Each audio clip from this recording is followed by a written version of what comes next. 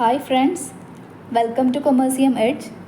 നമ്മളിന്ന് നോക്കുന്നത് IMFനെ കുറിച്ചാണ്, അതായത് ഇൻ്റർനാഷണൽ മോണിറ്ററി ഫണ്ടിനെ കുറിച്ച്. നമുക്കറിയാം ഇൻ്റർനാഷണൽ മോണിറ്ററി ഫണ്ട് എന്ന് പറയുന്നത് ഒരു ഓർഗനൈസേഷൻ ആണെന്നുള്ളത്. അതിൻ്റെ ബാക്കി ഡീറ്റെയിൽസാണ് നമ്മളിനി നോക്കാൻ പോകുന്നത്. അപ്പോൾ ഇൻ്റർനാഷണൽ മോണിറ്ററി ഫണ്ട് ഫോം ചെയ്തിട്ടുള്ളത് December 27, 1945 ഇത് ഫോം ചെയ്യാനുള്ള റീസൺ നമുക്കറിയാം. അന്ന് ആ കാലത്തെല്ലാം എന്താണ്, എല്ലാ ഓർഗനൈസേഷനും ഫോം ചെയ്തിട്ടുണ്ടായിരുന്നത് ഓരോരോ കോൺഫറൻസിൻ്റെ ഭാഗമായിട്ടായിരിക്കും. അപ്പോൾ ബ്രിട്ടൻ വുഡ് കോൺഫറൻസിൻ്റെ ഭാഗമായിട്ടാണ് ഈ IMF ഫോം ചെയ്തിട്ടുള്ളത്.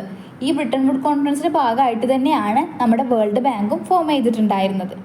അപ്പോൾ IMFൽ 190 മെമ്പേഴ്സാണ്, മെമ്പർ കൺട്രീസ് ആണ് ഉള്ളത്. അതായത് ഒരുപാട് മെമ്പേഴ്സ്, അതായത് ഒരുപാട് കൺട്രികൾ കൂടി ചേർന്നിട്ടുള്ള ഒരു ഓർഗനൈസേഷൻ ആണ് എന്ത്, IMF എന്ന് പറയുന്നത്. അതിൻ്റെ ഹെഡ് ക്വാർട്ടേഴ്സ് നിൽക്കുന്നത് വാഷിങ്ടണിലാണ്.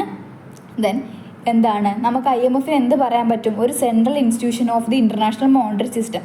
ഇൻ്റർനാഷണൽ മോണിറ്ററി സിസ്റ്റം, അതായത് ഓൾ ഓവർ ദി വേൾഡിലെ മോണിറ്ററി സിസ്റ്റംസ് ഡീൽ ചെയ്യുന്ന ഒരു സെൻട്രൽ, ഒരു അപ്പെക്സ് ഇൻസ്റ്റിറ്റ്യൂഷൻ ആണ് എന്ത്, IMF എന്ന് പറയുന്നത്.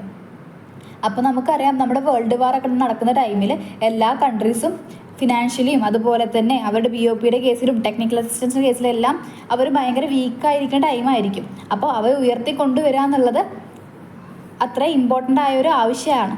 അപ്പോൾ അതിന് വേണ്ടിയിട്ട് ഒരു ഫിനാൻഷ്യൽ അസിസ്റ്റൻസ്, ഒരു മോണിറ്ററി അസിസ്റ്റൻസ് കൊടുക്കുന്ന ഓർഗനൈസേഷൻ, മോണിറ്ററി അസിസ്റ്റൻസ് മാത്രമല്ല ഫിനാൻഷ്യൽ അസിസ്റ്റൻസ് എല്ലാം കൊടുക്കുന്ന ഒരു ഓർഗനൈസേഷൻ സെറ്റപ്പാണ് എന്ത്, നമ്മുടെ ഇൻ്റർനാഷണൽ മോണിറ്ററി ഫണ്ട് അഥവാ IMF എന്ന് പറയുന്നത്. ഇനി നമ്മൾ നോക്കുന്നത് IMFൻ്റെ ഒബ്ജക്റ്റീവ്സ് ആണ്. Objectives of IMF four statutory purpose of IMFൻ്റെ ഒബ്ജക്റ്റീവ്സ് എന്ന് പറയുന്നത് ഫസ്റ്റ് വൺ തന്നെ to promote international monetary cooperation. അതായത് കൺട്രികൾ ഒരുപാട് 190 കൺട്രീസ് ഉണ്ടെന്ന് പറഞ്ഞല്ലോ, അപ്പോൾ ആ കൺട്രികളുടെ മോണിറ്ററി കോപ്പറേഷന് കീപ്പ് ചെയ്യുക എന്നുള്ളതാണ് first. Then ensure stability in foreign exchange rate, to eliminate exchange control, to establish a system of multilateral trade and payment system, to help member nations to achieve balanced economic growth. അതുതന്നെ നമ്മൾ പറഞ്ഞ പോലെ തന്നെ എല്ലാ തരത്തിലും technical assistance കൊടുത്തു, അതുപോലെ തന്നെ ബാലൻസ് ഓഫ് പേയ്മെൻറ്റ് ഡിസിക്ലിബ്രിയം കുറയ്ക്കാനും, അതുപോലെ തന്നെ ബാലൻസ്ഡ് റീജിയണൽ ഡെവലപ്മെൻറ്റ് കൂട്ടാനും, അതുപോലെ തന്നെ ഇൻ്റർനാഷണൽ ഫോറിൻ എക്സ്ചേഞ്ച് കൂട്ടുക, അങ്ങനെ എലിമിനേറ്റ് എക്സ്ചേഞ്ച് കൺട്രോൾസ് കുറയ്ക്കുക, അങ്ങനെയൊക്കെ ചെയ്തിട്ട് എന്ത് ചെയ്യാണ്, മറ്റ് കൺട്രികളെ എന്ത് ചെയ്യാണ്, ഡെവലപ്പ് ചെയ്യിപ്പിക്കുക എന്നതാണ് IMFൻ്റെ മെയിൻ ഒബ്ജക്റ്റീവായി വരുന്നത്. ദെൻ നെക്സ്റ്റ് വൺ ആണ് functions of IMF.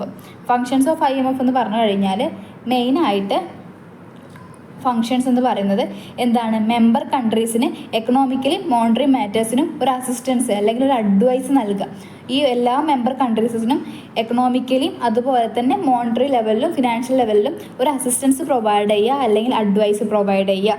പിന്നതാണ് to stabilise foreign exchange rate. നമ്മുടെ ഫോറിൻ എക്സ്ചേഞ്ച് റേറ്റ് നമുക്കറിയാം എപ്പോഴും ഫ്ലക്ച്വേറ്റ് ചെയ്ത് നിൽക്കുന്ന സംഭവമാണെന്നുള്ളത്. അപ്പോൾ ഒരു സ്റ്റെബിലിറ്റി ഫോറിൻ എക്സ്ചേഞ്ച് റേറ്റിൽ കൊണ്ടുവരിക എന്നുള്ളത് IMFൻ്റെ ഒരു ഫംഗ്ഷനായിരുന്നു. To provide a machinery for international consultancies, അതായത് ഇൻ്റർനാഷണൽ കൺസൾട്ടൻസീസിന് മെഷീനറീസ് എല്ലാം പ്രൊവൈഡ് ചെയ്യുക.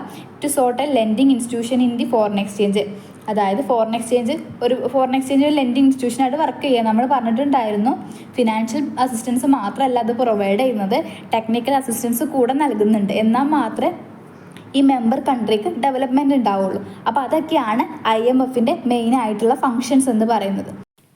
അപ്പോൾ ഇത്രയാണ് നമുക്ക് IMFനെ കുറിച്ച് പറയാനുള്ളത്. എന്തെങ്കിലും ഡൗട്ടോ കാര്യങ്ങളോ ഉണ്ടെങ്കിൽ കമൻറ്റിൽ ചോദിക്കുക.